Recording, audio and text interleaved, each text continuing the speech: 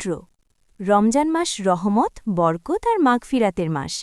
এই মাসে বড়দের পাশাপাশি ছোটরাও রোজা রাখার আগ্রহ দেখায়। পরিবারের সবার সাথে ইফতার করা, সেহরিতে ঘুম থেকে ওঠা সবকিছুই তাদের কাছে এক অন্যরকম আনন্দ। কিন্তু প্রশ্ন হল, শিশুর প্রথম রোজা কিভাবে সুন্দরভাবে শুরু করা যায়? আজ আমরা জানব শিশুর প্রথম রোজা নিয়ে কিছু গুরুত্বপূর্ণ দিক নির্দেশনা। মূল লেখা।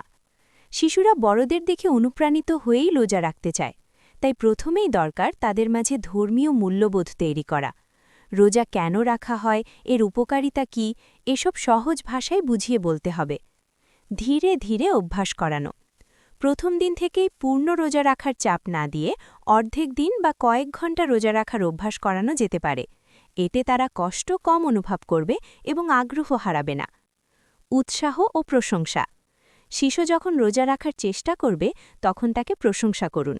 ছোট উপহার বা বিশেষ ইফতারের আয়োজন তার মনোবল বাড়িয়ে দেয়। পুষ্টিকর খাবার নিশ্চিত করা। সেহরি ও ইফতারে শিশুর জন্য পুষ্টিকর খাবার রাখতে হবে, যেমন দুধ, ডিম, ফল, খেজুর ও পর্যাপ্ত পানি। এতে তারা দুর্বল হয়ে পড়বে না। জোর করা যাবে না। মনে রাখতে হবে, শিশুদের উপর রোজা ফরজ নয়, তাই অসুস্থতা বা অতিরিক্ত দুর্বলতা দেখা দিলে জোর করা উচিত নয়। ইসলাম সহজতার ধর্ম, এখানে কষ্ট দেওয়ার সুযোগ নেই। আনন্দময় পরিবেশ তৈরি করা। ইফতার ও সেহরিকে আনন্দময় করে তুলুন। পরিবারের সবাই মিলে দোয়া করা, নামাজ পড়া, এসব শিশুর মনে রোজার প্রতি ভালোবাসা তৈরি করে। আউটরো। শিশুর প্রথম রোজা হতে পারে তার জীবনের এক সুন্দর স্মৃতি। ভালোবাসা, যত্ন আর সঠিক দিকনির্দেশনায় এই অভিজ্ঞতা হয়ে উঠতে পারে অনুপ্রেরণার শুরু। আসুন আমরা আমাদের সন্তানদের রোজার শিক্ষা দিই কোমলভাবে, ভালোবাসা দিয়ে। ভিডিওটি ভালো লাগলে লাইক, কমেন্ট ও শেয়ার করতে ভুলবেন না।